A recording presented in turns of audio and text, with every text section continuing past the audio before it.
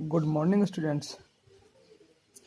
Today I am going to start exercise 6.5, which is based on maxima and minima. Maxima and minima के basic concept मैं explain कर चुका हूँ, उसके मैं कुछ एग्जाम्पल एक्सप्लेन कर चुका हूँ। चलिए अब देखते हैं क्वेश्चन नंबर 1। देखिए क्वेश्चन नंबर जो 1 है इसमें को हम कैसे करेंगे ज़रा देखिएगा। सबसे पहले हमारा जो क्वेश्चन नंबर 1 है वो कह रहा है कि find the maximum and minimum value of the following function. देखिए सबसे पहले हमारा क्या है, क्वेश्चन नंबर 1 का फर्स्ट पार्ट है f(x = 2x - 1 का होल स्क्वायर प्लस 3। अब देखिए क्योंकि यहाँ पे स्क्वायर है, अब जब ये स्क्वायर है तो इसकी वैल्यू कभी भी नेगेटिव नहीं हो सकती। इसकी जो सबसे मिनिमम वैल्यू हो सकती है वो 0 हो सकती है, सबसे मिनिमम 0 हो सकती है, उससे कम कभी नहीं हो सकती। तो इसका मतलब इस फंक्शन की जो मिनिमम वैल्यू होगी 3 होगी। अब देखते हैं मैक्सिमम की बात। अब जैसे जैसे हम x को घटाएंगे या बढ़ाएंगे कुछ भी करेंगे तो क्योंकि स्क्वायर है फाइनली इसकी वैल्यू बढ़ती जाएगी।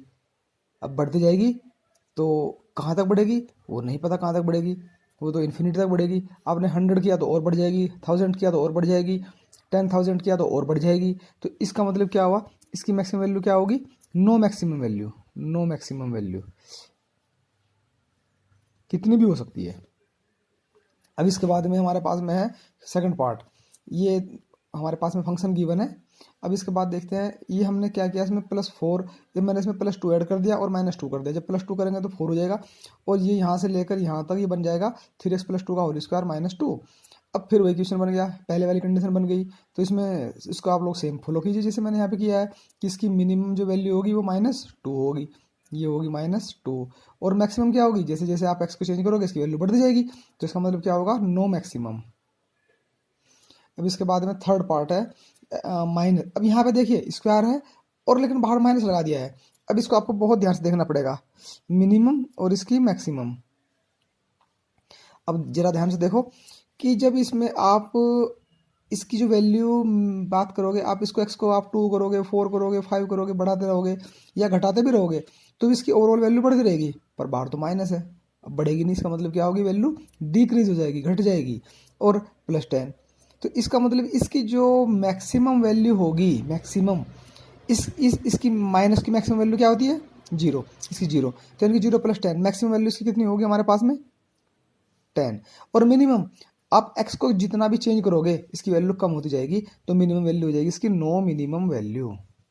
नो मिनिमम वैल्यू यानी कि अप टू कहाँ तक जाएगी, ये कहाँ तक जा सकता है, -इन्फिनिटी तक।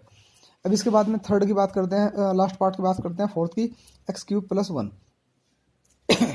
इसमें जरा ध्यान से देखो कि इस क्वेश्चन में आप x को अगर आप माइनस करोगे तो ये माइनस हो जाएगा, प्लस करोगे तो प्लस हो जाएगा।